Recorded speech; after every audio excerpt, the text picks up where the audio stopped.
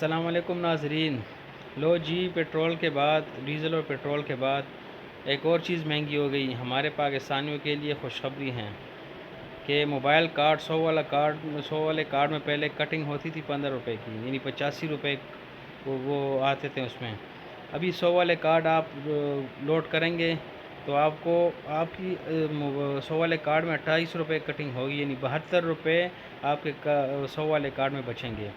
تو بس ایک نئے پاکستان میں نیا تحفہ، پیٹرول کے بعد موبائل کارڈ پہ بھی ٹیکس لگ گیا. تو بس کیا بتا سکتے ہیں، بڑی افسوس کی بات ہے.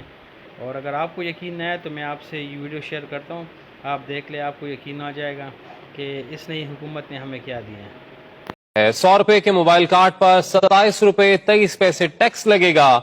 صارفین کو اب 100 روپے کا کارڈ لوڈ کرانے پر 72 روپے 77 پیسے کا بیلنس ملے گا.